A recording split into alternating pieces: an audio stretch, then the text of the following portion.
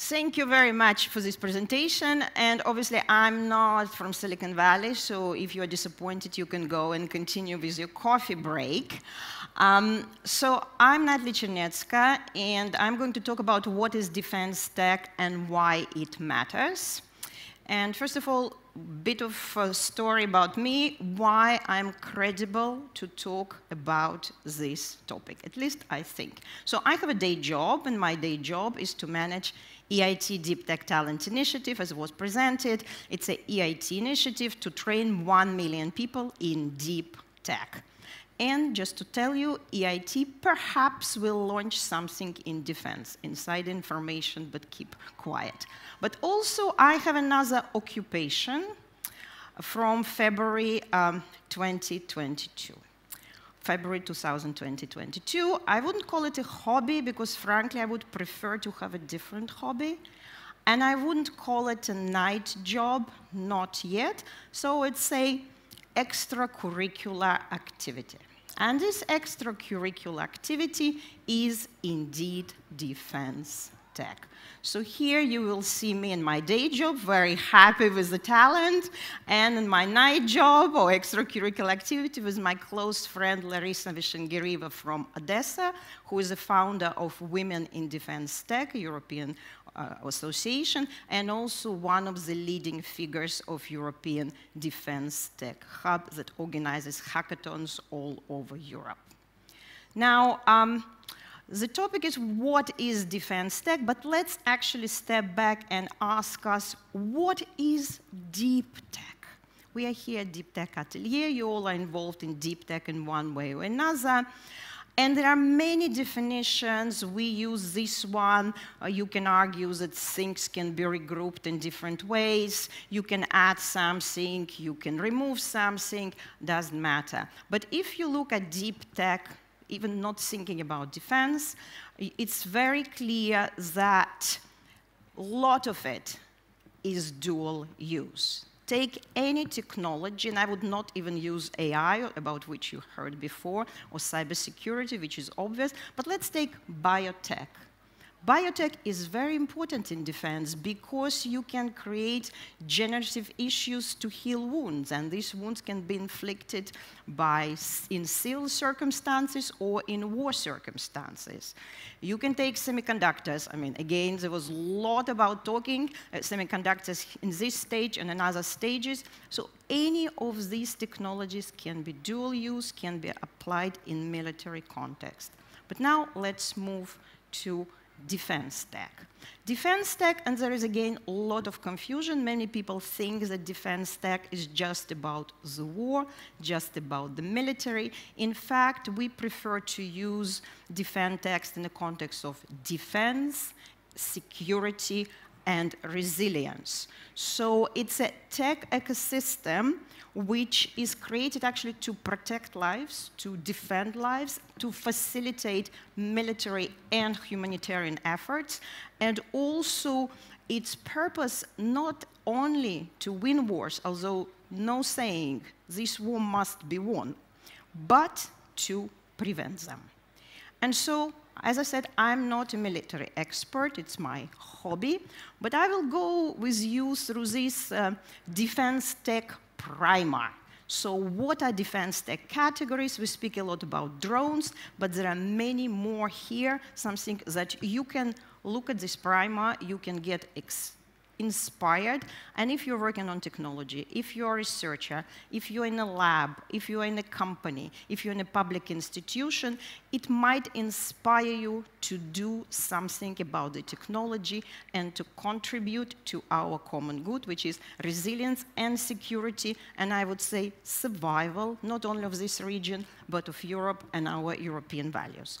Obviously, there is protection and security, referring both to everything that saves lives, but also assets. And why technology matters here? Well, because better systems save lives better.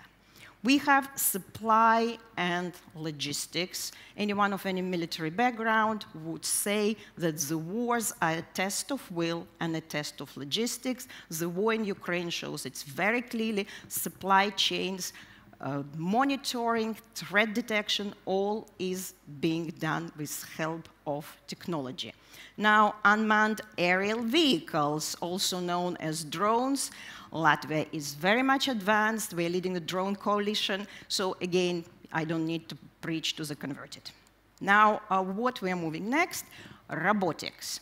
Robotics, when we think about robotics in a military context, quite often we think about killer robots from science fiction, but robots can go where humans don't want to go, and robots also can be very useful for transporting heavy weights. Now, artificial intelligence topic, which is being discussed, is also going to be discussed in many, many areas of defense, of security. Artificial intelligence is important. Demining and decontamination. Well, demining, again, Ukrainian territory is heavily mined. Mining is used, so to do mining, modern artificial intelligence also used, and demining could do the same, but decontamination is extremely important. We quite often forget that Russia and Ukraine commits not only genocide, not only cultural genocide, but ecocide. So purposeful destruction of natural ecosystems. Look at the Black Sea catastrophe, look at Kakhovka Dam. So you need modern technology, you need deep tech, modern materials to decontaminate this. It will be a giant effort, but we need to keep it in mind. So those of you here who are ecologically minded, who think about global warming and climate change, this is a very worthy topic to work on. Now, cybersecurity, again, cybersecurity is everywhere, protecting military assets, military communications, but also, obviously, civil critical infrastructure, like electricity grids, hospitals, and telephones. Command, control, communication, computers, intelligence, surveillance, and reconnaissance, again, technology can help us quite a lot in those very military-specific areas, maybe less accessible to people who are not involved, but again, a lot can be done. Navigation, GPS, we obviously use it, but there are other ways of navigation where GPS cannot go. Also, the situation with Starlinks, which you quite know what was going on. So we need to develop alternative ways of navigation, and also jamming and unjamming would go there. And again, technology would help. Now, energy security. Well, energy infrastructure is heavily under attack. You need power banks, you need fast way of restoring energy grids, so technology can help there. Medical support, I already mentioned a bit. Telemedicine also for people on battlefields, regenerative medicine, and all kind of wearables. Infrastructure defense, no need to mention here, which very much defense, not only military infrastructure, but civilian infrastructure. We are learning a lot from this war, that the enemy uses barbaric terror method against civilian infrastructure. It should be protected, there should be alerting system, again, technology can help.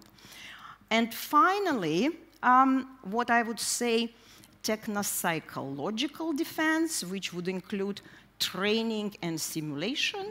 It would also include detecting threats, countering disinformation, resisting psyops and panic attacks, and I would also add all kind of technological tools like gamification to help people to overcome traumas, people who come back from being prisoners of war, people who had survived occupation, people who were under bombardments. Technology can help here, and this is very important. And now, in conclusion, a bit of philosophical consideration on this very severe geopolitical situation where we are finding ourselves. So it's clearly Cold War 2.0. I think it needs to be said once again. It's quite clear what's going on. And technology, use technology for defense is not new. It goes back not only to invention of internet and other digital inventions which were funded quite often by American military funds. But if we go back to Renaissance, Leonardo da Vinci, great painter, he earned his money selling all kind of military invention for defense to potentates of Italy. So he flying machines and tanks or armed vehicles. Let's go back to ancient Greece. Archimedes also spent quite a lot of time inventing different machines for defense of his city. So we are in a very similar situation. Burying our head in the ground will not solve the situation, but looking the threat in the face and finding out how we can use technology to defend ourselves and to prevent this war and to prevent any future wars. I will conclude with the famous Latin saying, si vis pacem para bellum, if we want peace, and we are peace generation, if we want this peace to endure, we need to prepare for the war, and we need to do it with the help of technology. Thank you.